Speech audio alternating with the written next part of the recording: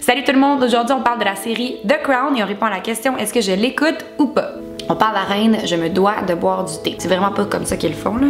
Faudrait que j'aille genre la petite assiette puis que je sois comme This is very good tea. The Crown, c'est une série Netflix original qui a été créée par Peter Morgan, qui est un scénariste de films historiques comme The Queen, Frost Nixon, The Last King of Scotland ou The Other Boleyn Girl. Il est visiblement obsédé par la royauté. La série raconte le règne de Elizabeth II, la reine d'Angleterre. En ce moment, il y a seulement une saison de 10 épisodes d'une heure qui est sortie sur Netflix et ça commence en 1947 quand Elizabeth n'est pas encore reine, le jour de son mariage avec le prince Philippe. Et la saison se termine quelques années plus tard, en 1955, si je me trompe pas, mais j'ai entendu dire qu'elle allait avoir peut-être 6 saisons qui allaient raconter la vie d'Elizabeth jusqu'à maintenant. Sans trop rentrer dans les détails, vous connaissez un peu qui est la reine Elizabeth. Je vais vous donner tout de suite mes 5 raisons pourquoi écouter ou pas The Crown. La première raison, c'est pour l'histoire. Historiquement parlant, c'est super intéressant. C'est une période de l'histoire qui est vraiment importante. C'est tout de suite après la Deuxième Guerre mondiale. Il y a plein de figures et de personnages politiques et historiques super importantes. Il n'y a pas juste la famille royale. Il y a surtout Winston Churchill qui, à ce moment-là, était le premier ministre de l'Angleterre, qui est un personnage très important dans la série, mais j'en parler plus tard. La deuxième raison, c'est si vous aimez les drames historiques.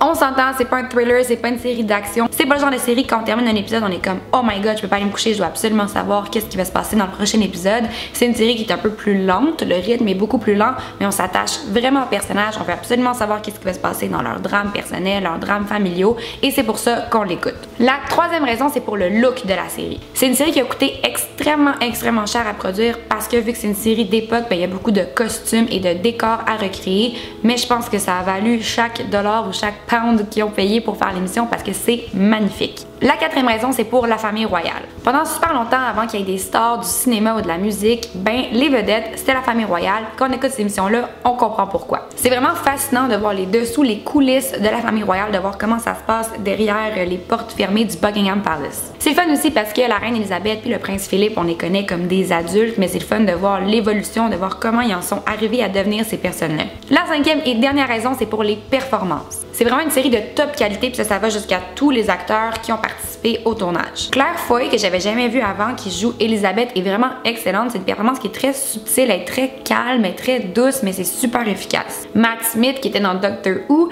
qui fait le prince Philippe, est super bon et d'ailleurs physiquement il ressemble énormément au prince Philippe. Il y a aussi Jared Harris qui joue King George, qui est le père d'Elizabeth, qui est vraiment d'après moi un des highlights de la série. Il reste pas tout au long parce que, comme tout le monde le sait, c'est pas un spoiler, il meurt assez tôt, c'est pour ça qu'Elizabeth devient reine, mais pour les 3-4 épisodes où il est là, il est vraiment super bon. Mais la meilleure performance de la série, la personne qui va être nominée aux Golden Globes, aux Emmys, c'est sûr et certain, c'est John Lithgow qui joue Winston Churchill. C'est un acteur américain, pas british, il est beaucoup plus jeune que Churchill était au moment où la série se passe, il est aussi beaucoup plus mince que Churchill l'était, mais il est complètement transformé physiquement, comment il parle, comment il bouge, c'est exactement comment Churchill était, c'est vraiment une performance excellente, c'est sûr qu'il va rafler tous les prix. Et voilà, c'était mes 5 raisons pourquoi écouter ou pas The Crown. C'est sûr que c'est une série historique qui est assez lente, mais c'est bourré de performances incroyables et de décors, de costumes magnifiques. Si vous aimez ce genre-là, vous allez vraiment adorer ça. Merci beaucoup d'avoir écouté ma vidéo. Laissez-moi savoir dans les commentaires de quelle série vous aimeriez qu'on parle la prochaine fois. N'oubliez pas de vous abonner à ma chaîne pour rien manquer. Et puis nous, on se voit très bientôt.